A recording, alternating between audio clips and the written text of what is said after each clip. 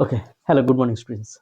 So you know that we are already starting the discussion on the chapter number 7, system of particles and rotational motion. This is our second class, and you all are welcome in my physics class. So in the previous day, we have discussed what kind of motion can a rigid body have.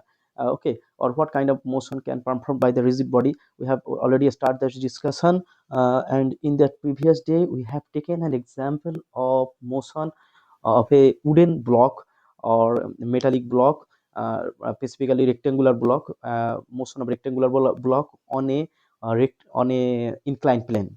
And in that class we have understood that this rigid body have pure translational motion. Why it is pure translational motion also we have discussed in my previous class, because all the particles inside the block have the same velocities at an instant of time. That's why it has pure translational motion. And also in that class we have understood so many important points about the pure translational motion, like its definition, its characteristics, and examples and type of paths of the pure translational motion.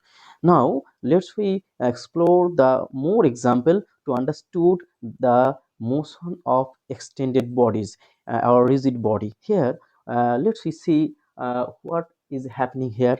Here you can see a wooden cylinder. Okay, this is the one part of wooden cylinder. Circular part of the wooden cylinder is drawing on the inclined plane ABC, and you can see this circular part of the wooden cylinder is moving down or rolling down on this inclined plane. Okay, so as you see that this cylindrical part is shifted from A to B downward. That's we can easily say the wooden cylinder has a pure wooden cylinder has a translational motion. But is it pure translational motion? Is it pure? uh, what is pure translational motion?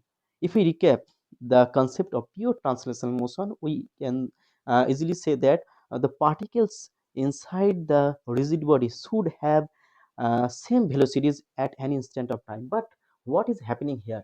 You can see the particle P1 and P2 have the same velocities, you can say. But is it the same things happening for the P4, P5, and P3? No. Here you can easily understood that P4 has the different directions, P5 has the different directions, and P3 has no velocity actually. Uh, that means P4, P5, P3 has different velocities. And similarly we can say P1, P2. That means all the particles have different velocities at an instant of time.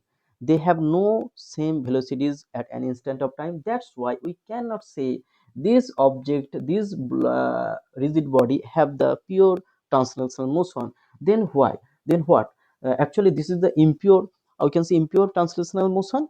And if we discuss about the motion of the particle P3, then it is very surprising that the P3 has net zero velocity. Why it has net zero velocity?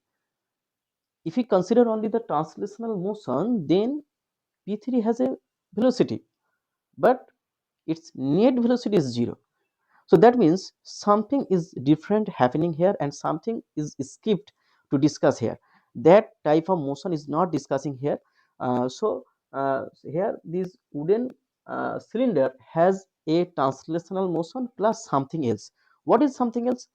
This motion, to understood this, we have to discuss about something new, a new type of motion. And in the next video we will discuss it, and we will answer this question: why the particle P3 has net zero velocity. But our previous concept tell us the P3 has a velocity towards A to B with the cylinder, with the wooden cylinder. But our modern, our updated concept tell us that the P3 has net zero velocity. So there should be a reason. We will discuss this reason in the next video, and in the next video we will also learn a new type of motion. Already we have heard about that motion, but in the next video we will start the detailed discussion, brief discussion about that motion. Okay, so in this video, thank you thank all of you to join, and let's we meet in the next video.